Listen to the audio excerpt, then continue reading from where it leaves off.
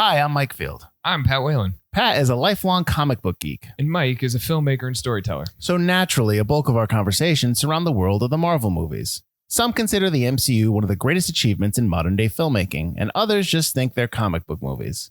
Each episode will tackle one film and discuss the differences between the comic book and what's on screen. We'll explore the growth of the Marvel Cinematic Universe from its inception to present day and beyond, and have a little fun along the way. You may not have asked for it, you certainly don't need it, but you'll be happy we're here. We think. This is yet another MCU podcast.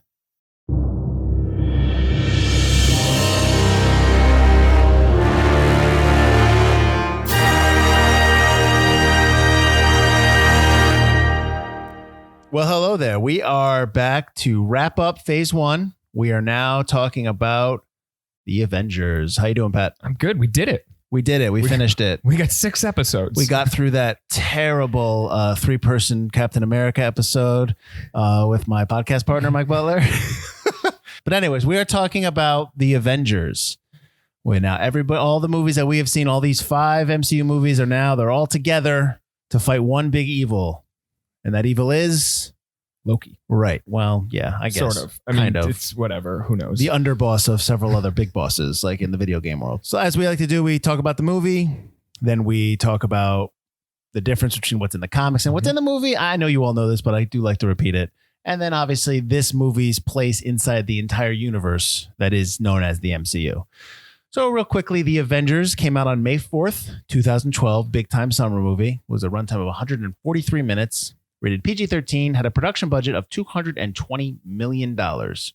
Opening weekend, Pat, what did it do? Do you know? Because I always come out with these. I want to know. It's $1 billion, wasn't it? Well, no, it did $1 billion total. It did $1.5 billion total. Its opening week, it did $207 million. Domestic, $623. So to quote Turtle from Entourage, it beat Spider-Man. It beat the crap out of a lot of movies. Yeah. Absolutely. So clearly this was a huge, huge event. Directed by Joss Whedon. He also wrote it. I don't know if he wrote it with Zach Penn. I think Zach Penn wrote the story. And then Whedon kind of came in and, I don't know, did his whatever he does. His Whedon stuff. Yeah. Right. Music by Alan Silvestri, which we talked about last episode with Captain America. Cinematography by Seamus McGarvey. Obviously produced by Kevin Feige. I don't know. He produces them all. I don't know why I keep bringing them up. Real quickly, let me just run. I know everybody knows who's in it, but let me just run through the cast and then we'll get right into the movie.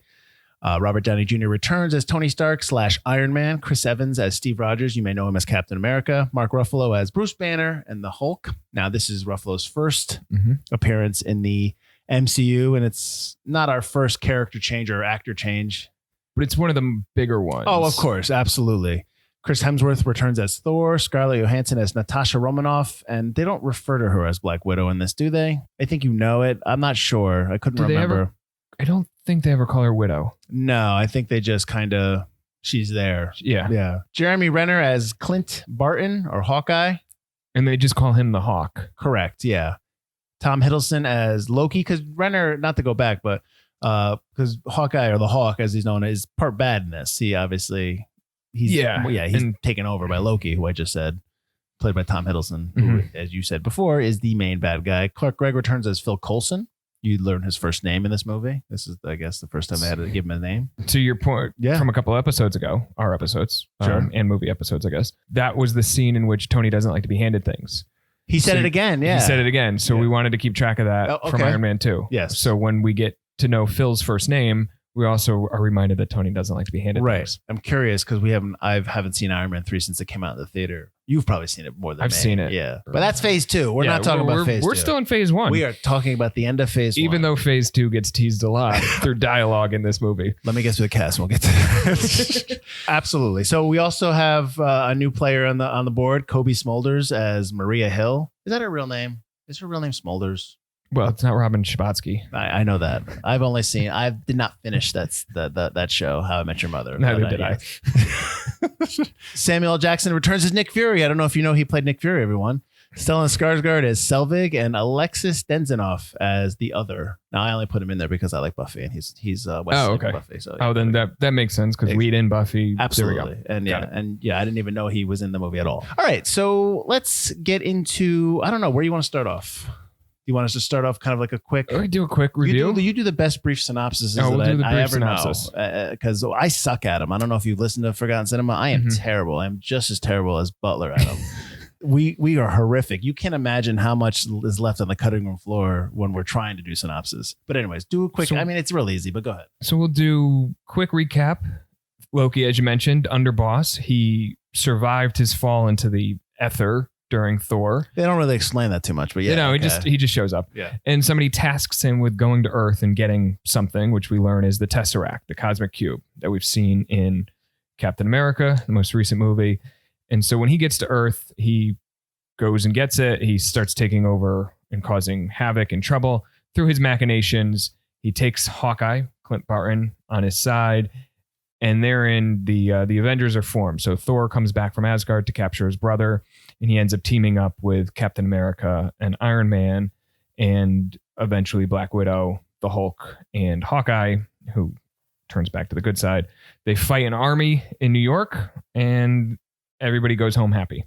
All right, so that's pretty self-explanatory. Yeah, Good job. I mean, the Avengers are formed. Yeah. The team of 6, the initiative comes together, and the heroes save the day. Mm-hmm. In the process, destroying all of New York. Seriously. When this movie first came out, I was working in New York at the time. I'm working in New York again, but I was coming into Grand Central every day, and I just thought to myself, my commute just got ruined for months, for years, in the way that, if that was to actually happen. So there's no way. Yeah. There's probably like construction everywhere. Oh yeah. And you're probably not even getting off at Grand Central anymore. You're probably getting off at some kind of temporary stop. Yeah. Or you have to walk. You're getting off at Harlem 125th. You're walking miles to get, not miles, but you're walking, I hear you. Down to the end of the island to get to work. And I think one of my favorite, there was a great website at the time, Law in the Multiverse. I don't think it's active anymore, but it's 2 lawyers who essentially applied real life law to comic books and superheroes. So what they did was they tried to calculate the damage and compare it to September 11th. Okay. It dwarfs it, and it took 10 years essentially for the One World Trade Center building to be rebuilt and everything to be cleared out. And obviously we're still dealing with the ramifications of it. But, in this film, they destroy Grand Central, destroy tons and tons of skyscrapers and stuff. That the city is broken. In this, yeah. I don't exactly like, but it's nobody cares. Of course not. I know that Whedon leaves after the second one, Ultron, and I think it's pretty much known why he left. Is interference from executives, that kind of thing, not letting him do what he needs to do. But he had an unenviable task in this movie of bringing together all these IPs basically that that had their own universes and their own little movies, trying to bring them together and to make it be coherent, make it be interesting. The first thing that jumps out to me watching this movie is that they don't like each other, which I like. And I'm going to reference Buffy, the Vampire Slayer that he did, and he did Angel as well. He's great with ensembles. Yes. And you don't want everybody, when they're all get together and they're all like, they feel the same, they like the same things. It's not interesting. You want them. Yeah, I get you. It stinks when they don't get along, but you want that because that drives conflict. Absolutely. Yeah. And that generates interest in the dialogue. And part of this movie is, something we picked up on the other phase ones where it's more story and character oriented. Obviously they have the big battle in New York. Sure. They have the fight on the helicarrier, and then they have the small fight between Iron Man, Thor, and Captain America. That's it, though. I mean, that's essentially your 3 set pieces, and then there's a lot of time spent on the helicarrier where you're, Tony and Bruce. It's Tony and Steve. It's Tony, Steve, and Thor, and Nick Fury trying to wrangle everybody together. So there's a lot of time spent on building those character pieces and getting to the heart of it. Yeah. These characters and these people. Yeah. I mean, but the last set piece it's got to be like a half hour of action. Yeah. I mean, and there's a lot of stuff going on. And I would say that the significant moment is obviously when they do the circle. Yes. Shot around them, but leading up to that as well. Like that whole, maybe is it a 2.5 minute segment where they're all fighting and they go from Thor to the Hulk or however it goes. And it's a single take. It's supposed to look like a single take. Right. Yeah. I think that's nice. That's well done. I think one of the notes I had when I was watching that was like, that's Whedon. Like I can't see anybody else being able to do that in a way. I always talk about organic storytelling, like what the image on screen, what you're seeing on screen is put together in an organic way where you can believe it. It's not a setup like, oh, geez, the only reason that's happening is because so they can do this, that kind of thing. Yeah. I know that I get a rap for not liking the Marvel movies, but I will say that there's a lot of stuff in this movie that I enjoy. The one thing I want to bring up, I don't know if you have anything else you want to. No, go with what you want to say, and then we'll get there. There's one thing that I kind of didn't like the second time around, or however many times I've seen this. This is actually, honestly, this is probably the second time I've watched it straight through. I have seen it before. I just never really sat down and watched it. Coulson's death. Sorry for spoiling it for everybody. I know he did. Hashtag Coulson lives. I know he's some kind of nanobot robot. We'll get to that. Couple things. One, he's sitting there dying, and the thought process that he's like, use my death to get them together is I don't buy at all. And then the fact that Fury plays the game of using the cards and putting his blood on them or putting blood on them or something and kind of trying to play the heroes. It's like, I don't think you needed both. They probably would have got there because he died. I don't think you need to kind of hit the, point home with the cards. It felt very like you really can't trust Fury. Right. And I think that's maybe the point they were trying to make with the scene. And even Maria Hill comes up to him and is like, that's BS. He didn't have those on him. And he says, yeah, that's, it's what I do. Basically, he's a spy. We see earlier in the movie that they've been doing the same thing Hydra had been doing, which they are Hydra. We get that. But they're making Tesseract empowered weapons. But they had the Hydra label on them. Right. What is that? Like, did they just confiscate them and they're going to use it? Is that what you're trying to say? I hope so. Because I was like, that's a pretty big reveal. Otherwise, nobody cared. Yeah. But I did want to, one of the questions I had for you, because I do like this movie. I enjoy this movie. Order phase one for me. What do you like? You mean like, how do you like them? Oh boy. You're putting me on the spot here, man. All right. You want me to do mine? No. Let me do mine. Okay. So I would probably say I like Captain America the best. And it probably has to do with the time frame, the time period, excuse me. The character. I mean, I like Chris Evans. He's a good actor. Yeah. And then I would say the Avengers. I got to put Thor lower. I think I would put Thor last. So Captain America, Avengers, Iron Man, Hulk, Iron Man 2, Thor.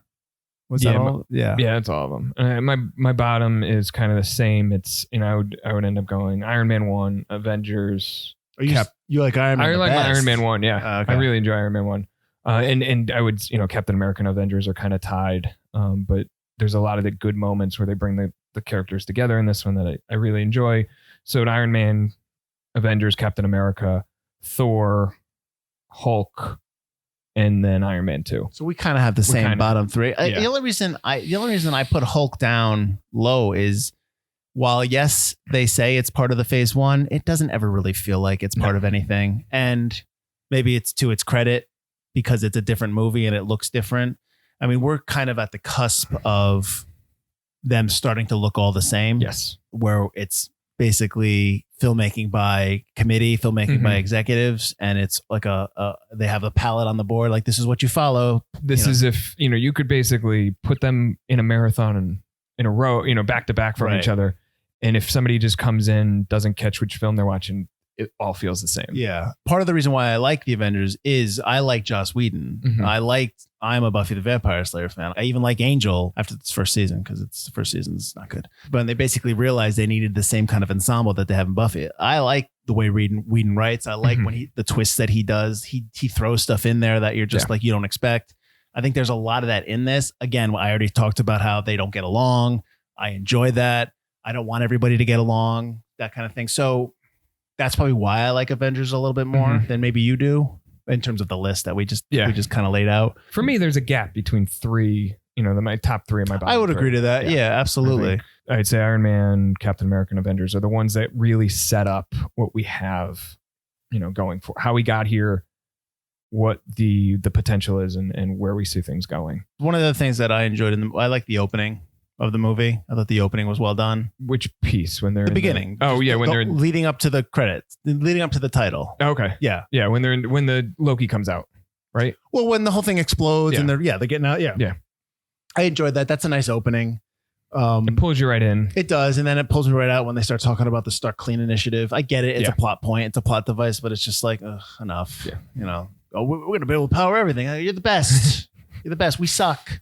I'm sure your shareholders loved when you said we're going to not sell weapons anymore and then immediately pivot to becoming a clean energy company. And it's like, how do you do that? But wouldn't you think that he would just go back to being a private company? That he has enough money to get rid of. I would think so. Why would he have shareholders anymore? See you later. I'm just going to go to private. Like you think he would do that, right?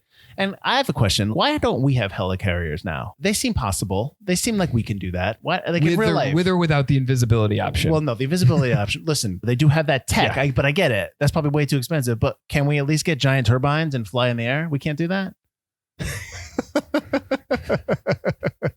So going on the Coulson stuff again, I thought that they put I know that we talked about how he's supposed to be a huge Captain America fan, but you don't really get that till this movie.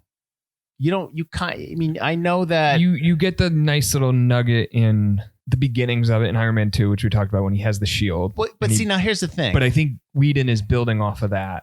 And I think that becomes more common. They'll throw Easter eggs in the earlier movies. And then the directors at the time, Kevin Feige, whoever it is, will say, okay, we can expand on that now that we have so much power, essentially. We could do no wrong. We can expand on that because, it's there. Let's do something else with it. So it's like comics in how a lot of these are built and structured, is that maybe a plot point used 20 years ago is now being picked up and run with as a full story. And I think that's, they are borrowing from that a lot, that type of mentality. My point with the Coulson was that the love affair that they set up with Cap, and maybe this is just the writer in me, kind of signifies that he's going to die. His conversations with Cap, his conversations with Thor, like they're giving a lot of lip service to Coulson, and they've never before, and you're almost like it's coming. Like you knew it was coming. And again, that just made me like I've noticed that trope. That was one of my. I have a couple questions for you. Yeah, go ahead. And that was one of them. Is the death still impactful? Because knowing that he comes back in Agents of S.H.I.E.L.D. almost immediately. Yeah. And then just what we were talking about, where they kind of not fake, but steal some of that emotional weight by forcing that on you with the conversations early on with Tony and Pepper, talking with Steve, talking with Thor. Does it still work? I don't think so. The fact that he comes back is a big negative to the impact of his death. Whether the conversations and all that stuff are fine, that's storytelling, setting up, that's fine. That's part of the story. The fact that he doesn't stay dead, that he comes back, kind of undermines what happens in the Avengers. And that's something that's not singular to this universe. That is something that permeates all of storytelling throughout TVs and movies, is that the idea that nobody stays dead. This idea that everyone, they'll come back. It's like people, if you give them a death, let them go. Create another character. Too often they bring back people because either fans miss them or, it would be so cool if enough's enough. Yeah. It's dead is dead. It goes back to Sherlock Holmes. It goes back. And this is going to be something we pick up, I think, a lot. And that might be a big topic of our comic to film story in Winter Soldier when we get to that point. So, it's certainly a piece of comic book. Right. Nothing's that's not new. I have noticed it a lot more than before.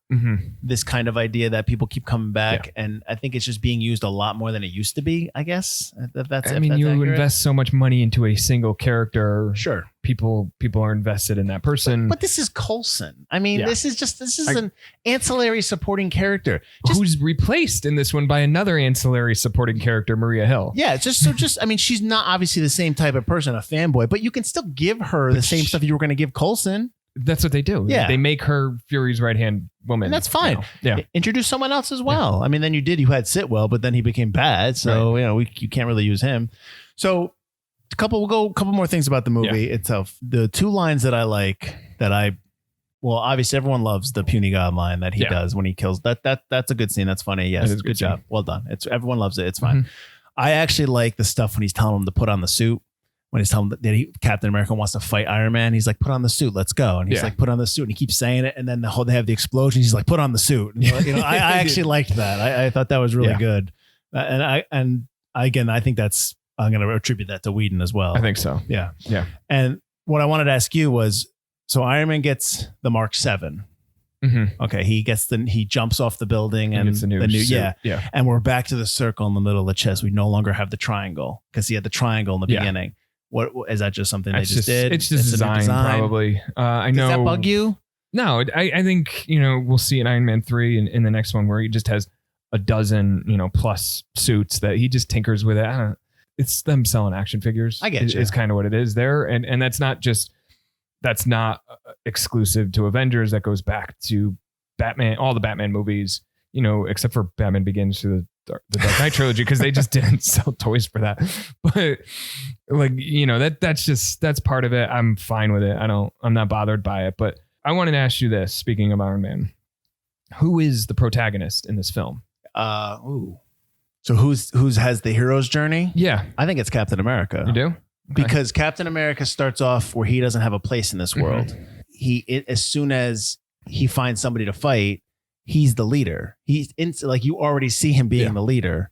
And even where like you have the ego of Tony Stark, where he's kind of butting heads at the end, he's just like, tell us, call it off, Captain. What should we do? And he tells him, I think it's Captain America. I was going to say Iron Man. And the reason and it could be both. I just, watching it now, and when we watch it critically, it's different than we're sitting in the theater. Because when I was in the theater, it was just, you're just like, oh my God, this is awesome. Crying. I got it, Pat. I get it. I wasn't, but go ahead. This is fantastic. Sitting in the theaters, like this is what Star Wars 77 was like.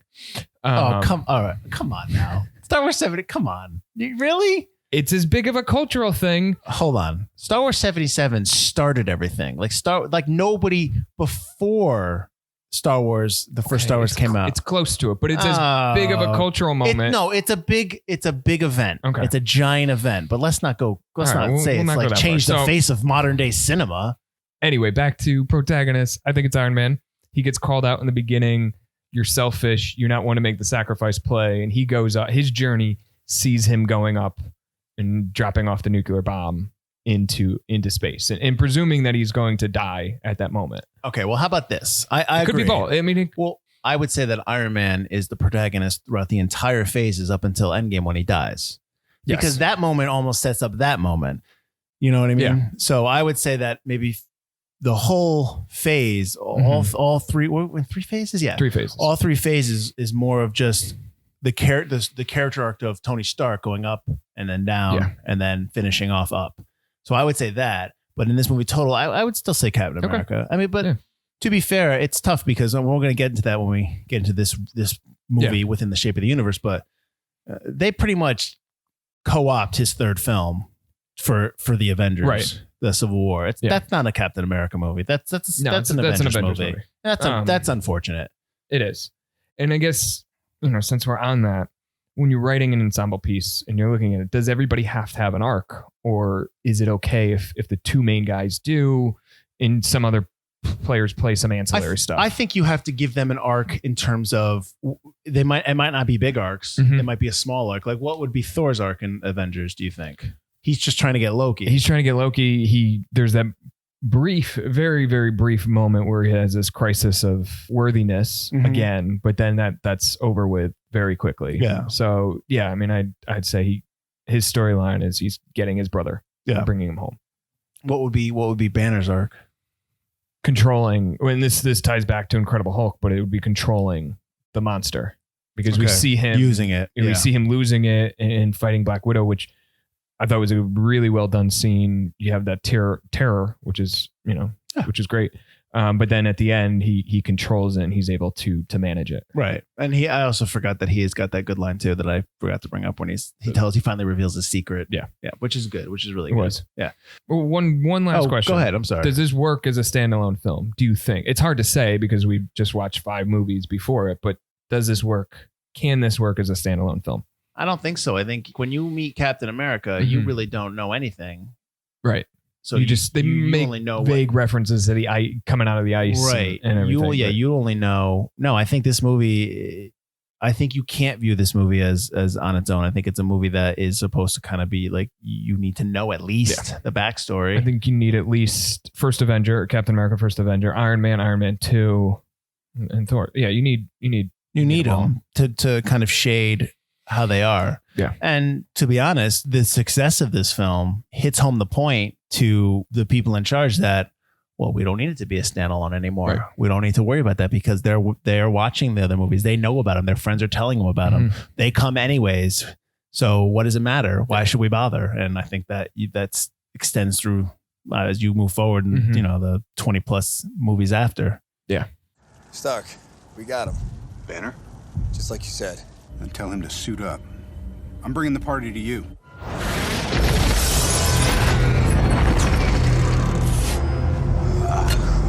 I don't see how that's a party.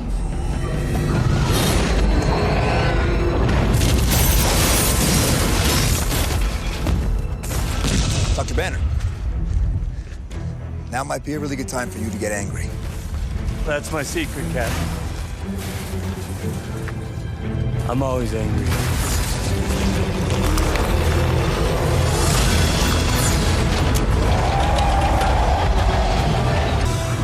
All right, so I have some notes. I know I sent them to you in terms of the differences and what happens in the comics. And I know this is tough because I obviously don't know too much about the comics in general. But I guess the first one I'm going to start off with is Whedon had said that he based this on the 1960s Avengers comics. So kind of break down what, because I would assume that they did the same thing in the comic world where they brought them all together for the Avengers comics, right? Yes. Okay, so go ahead and break that down. Yes. And maybe just talk a little bit about the 60s comic version. Yeah. So some background just on the comic scene of the time, aka the 60s was kind of known as the Silver Age.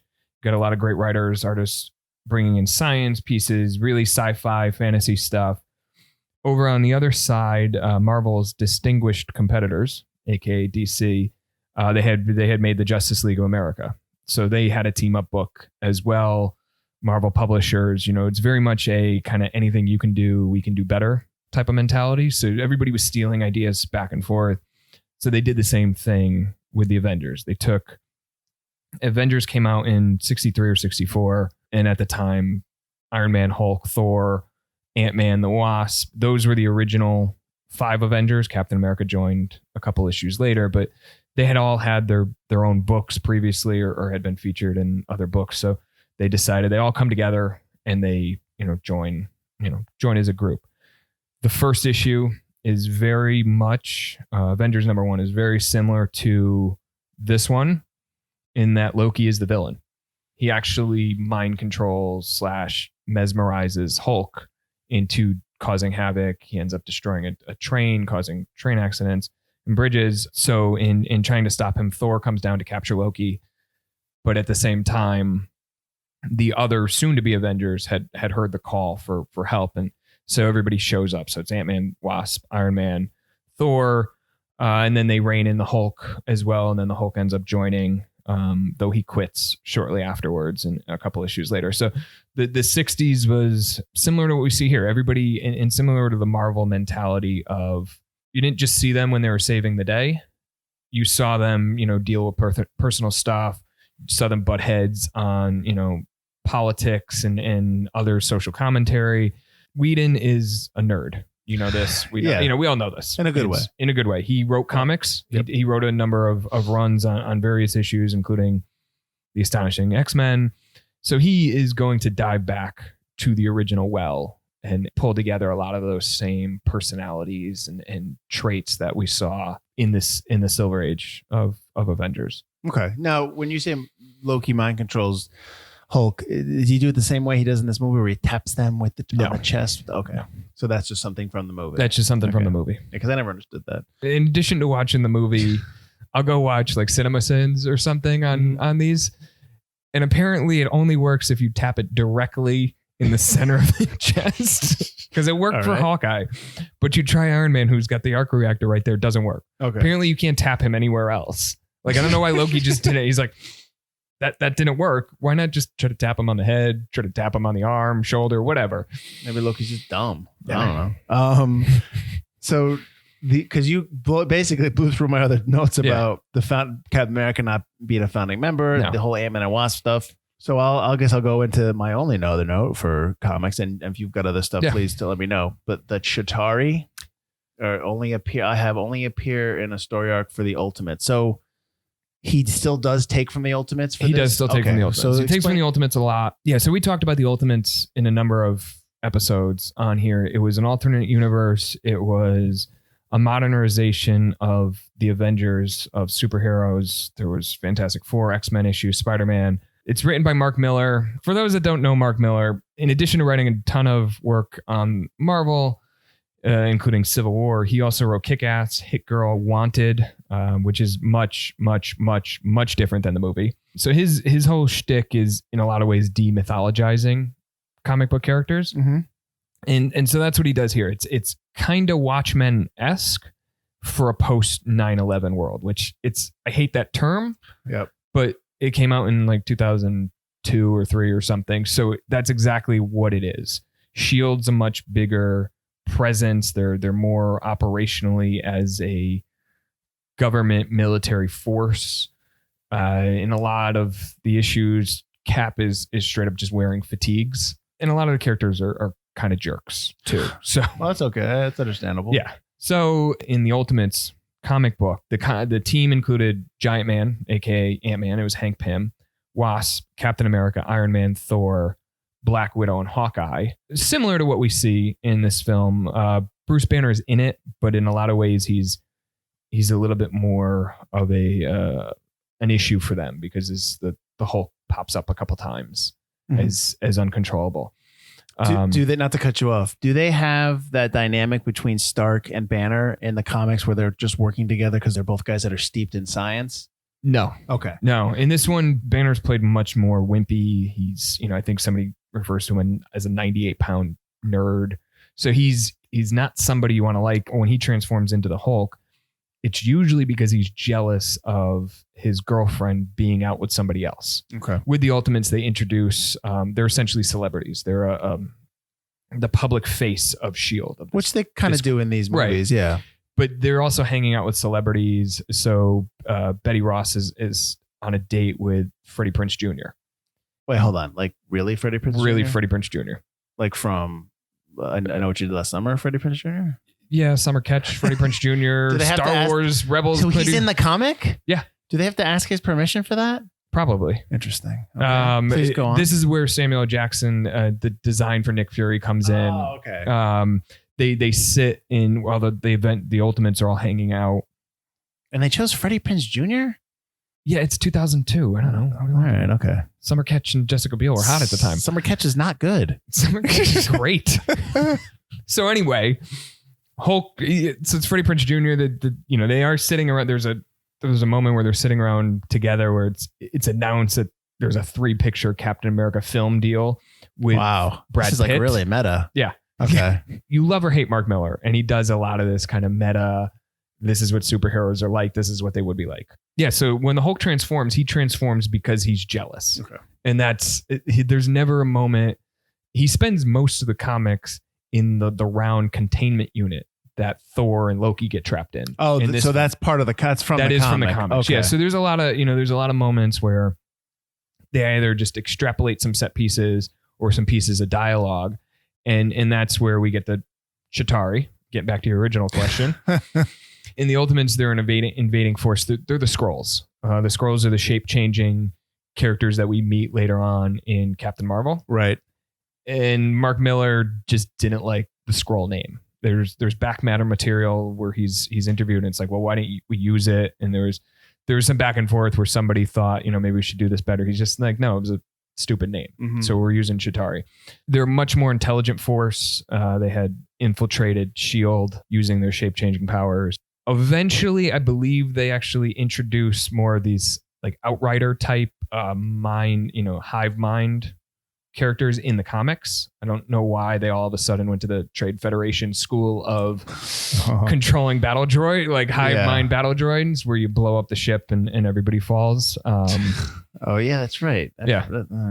So because it's easier to explain. It's easier to explain, and it's easier to get them off. You just pick up the bodies. That's the one thing. Not to jump IPs, but the one thing I like about Pacific Rim is when they kill the monsters. Like there's people out there harvesting the monsters. Yeah. I always think about that when everything dies. And in this one, I'm thinking, are there people like let's take these creatures and let's do something with them?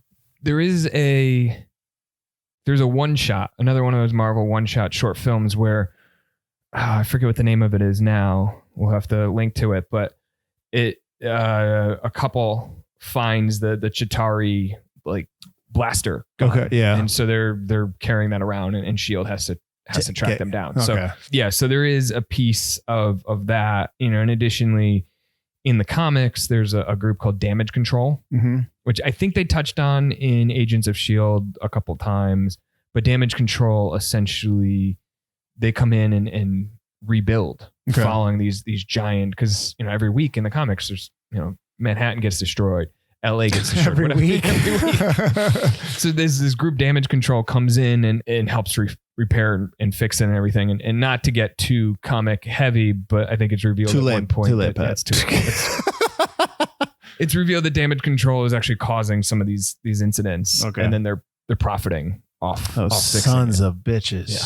Speaking of underbosses. So that's the Chitauri, that's the Ultimates.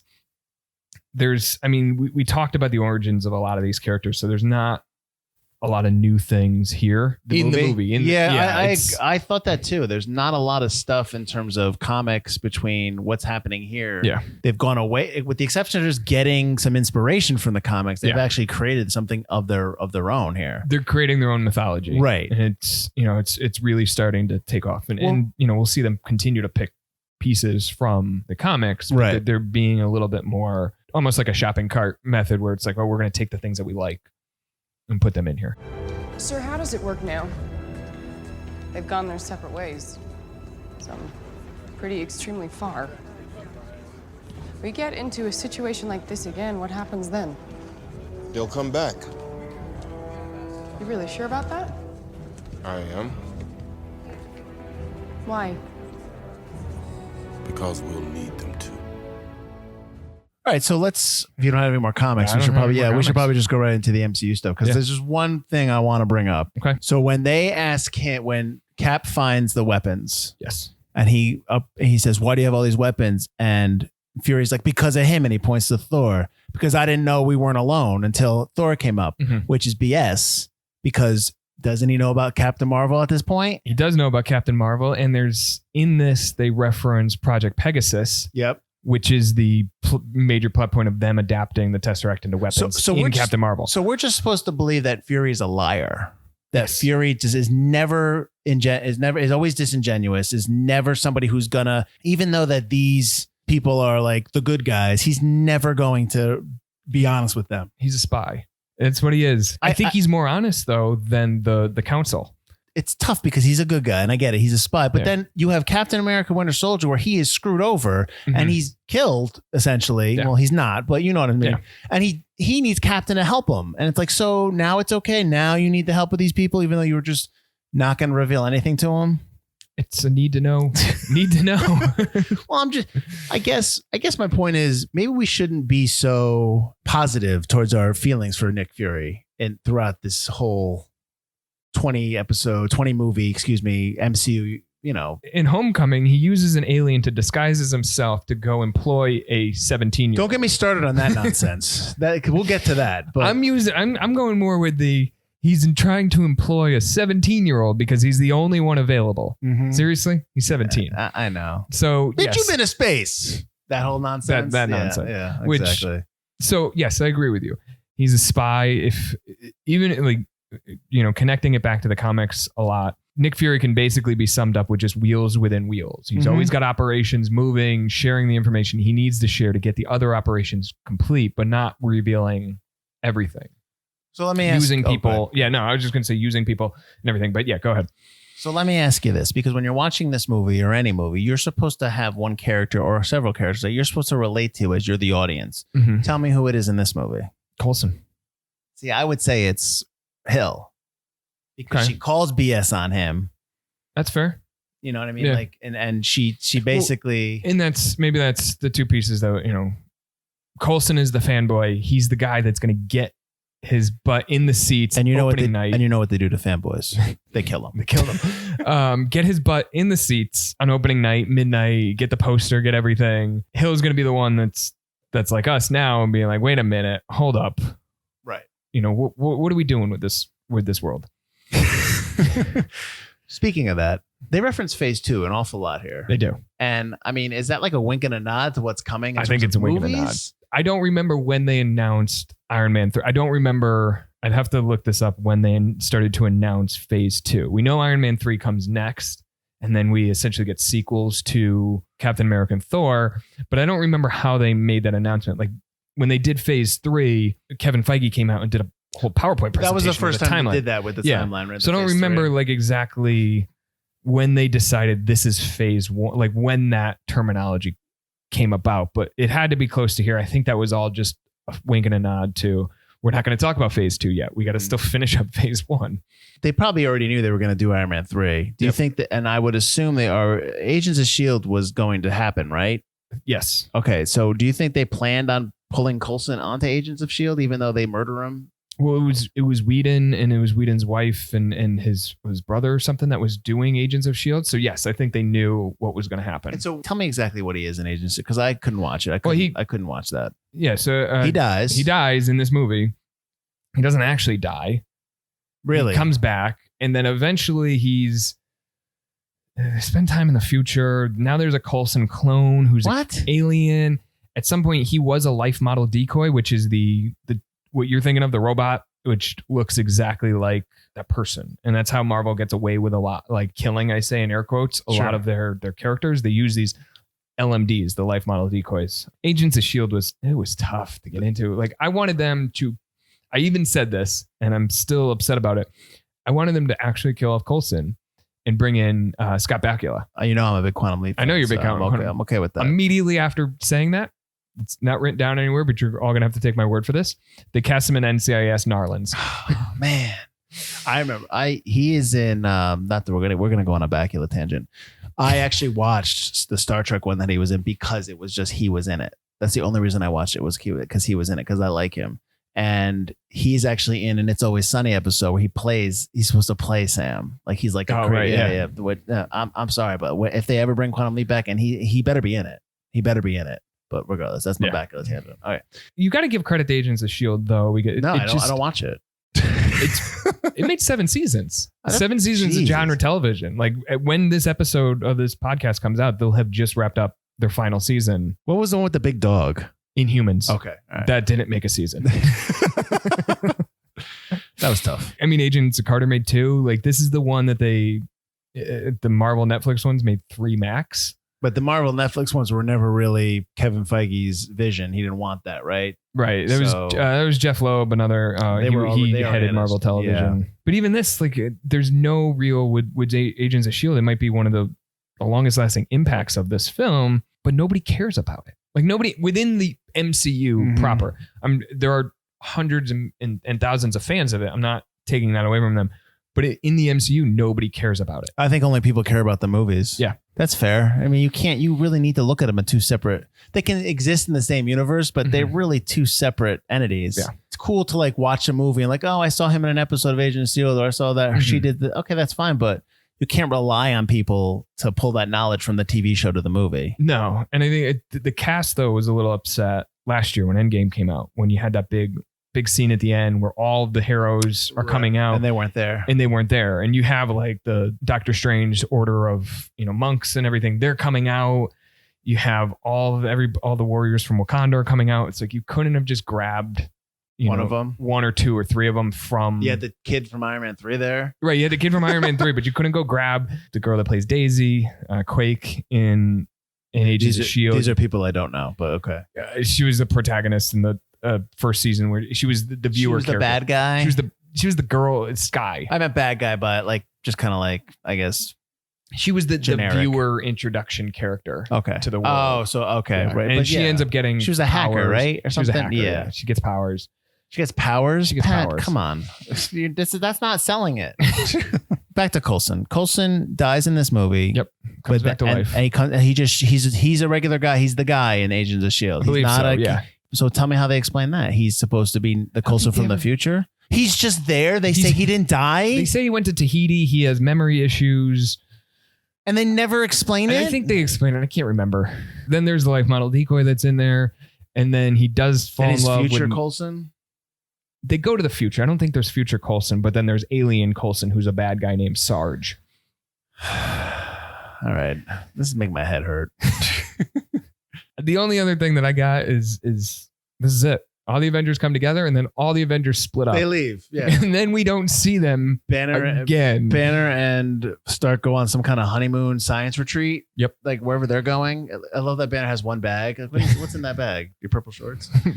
They go off and. But this is the problem with these movies. Now that you introduce it, now that you brought them together, now what? Where are they? Yeah. You know, when a helicarrier's dropping on Washington in Winter Soldier, yep. Where's Iron Man? Yep. When London is blowing up in Thor: The Dark World, where's Iron Man and Captain America? When a terrorist cell is blowing up a Malibu penthouse, where is Captain America and S.H.I.E.L.D.? Right. This movie sets those questions up to the front. Yeah. Yeah. And you not, but they have 1.5 billion reasons why they don't need to answer them. Right. Because people will still show up for these movies. And then people, now you have more people who are going to show up for the rest of the. Yeah. Now you're going to build for the next Avengers and build after that. And we say this cynically, but I think as the outset of this episode cued you all in, we really enjoyed this movie. Yeah. It's a fun movie. It's a great movie. Whedon does it well in bringing together the ensemble. We may be critical, but it's still an endeavor to get done, and they do it. And absolutely, even though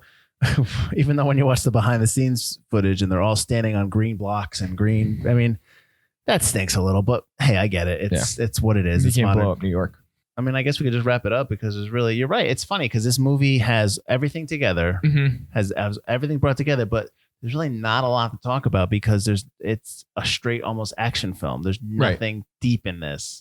With the exception of their interactions in the movie. Yeah. I mean, there's no extraneous stuff. They're closing the loop on a lot of the story threads that we had gotten in the previous movies. So that it's not like, oh, this is where this one's going to go. It doesn't feel like an end. It feels just like a chapter has closed, and that's what the intention is. Right. So our next episode will return. We'll start the phase 2, which is the all Disney phase, I guess, and where Paramount will no longer have these back and forth debates about whether Paramount or Disney own them and stuff like that. It's all Disney. Full Disney, full Marvel, full Kevin Feige, full manufactured in a science lab. That'll be next time. That'll be phase 2. Where I think it starts off with Iron Man 3, right? It does. Okay. Iron Man 3 will be next. So now I will bid you adieu, and you will hear the canned recording of one of us talking about the next segment, which is our recommended reading by Mr. Pat Whalen. And Pat, it was good talking to you. Thank you for not clearing up anything to do with Agent Coulson's death. Pat, take it away. # Coulson lives. I said take it away. As always, at the end of each episode, we like to send you home with some recommended reading that follows up on some of the characters and plots presented in this week's film. Our recommended reading section is sponsored by Infinite Heroes, comics, cards, and collectibles in Watertown, Connecticut. If you're in the Connecticut or New England area, it's a great location to pick up comics from Marvel, as well as DC, Image, and more. They also have a large collection of trading cards, toys, and collectibles. Owner Paul Santos has worked in comics for years, most recently as an editor at DC Comics. Ask him for a recommendation and tell him we sent you. Thanks for listening, and hopefully we got some good recommended reading for you this week. First, as we have done so often through phase 1, we're just going to go back to the beginning. Pick up Marvel Masterworks Volume 1 by Stan Lee, Jack Kirby, and Don Heck. The volume collects issues 1 through 10 of the original Avengers run. See how the original team comes together to defeat Loki and his evil mind machinations, along with another number of other villains, and see new faces, including Captain America, join the team. Next, we have Avengers Earth's Mightiest Heroes. It's an 8-issue miniseries by Joe Casey with art by Scott Collins. I love Joe Casey, whether he's writing the Avengers or the indie cult classic Butcher Baker, The Righteous Maker. So there's a small plug-in for a non-related Marvel recommended reading. He's also part of the creative group called Man of Action, which created Ben 10, Avengers Earth's Mightiest Heroes, the animated series, the Ultimate Spider-Man animated series, and a few others. The Earth's Mightiest Heroes comic revisits the early years of the team with new untold stories and follows the personal and kind of political struggles of our heroes and the world around them. And finally, no list of Avengers comics would be complete without Mark Millar and Brian Hitch's The Ultimates. We talked about this one a lot. The critically well-received but polarizing take provides the most modern update to our heroes. The Ultimates are the public face of S.H.I.E.L.D., meant to fight a war against the growing threats of mutants and aliens. While not a direct influence of Marvel's The Avengers film, you will catch certain ideas and bits of dialogue that are expanded in the MCU. So thanks for listening. Enjoy the reading. And if we missed your favorite comic, let us know, and we'll see you next time. Thanks.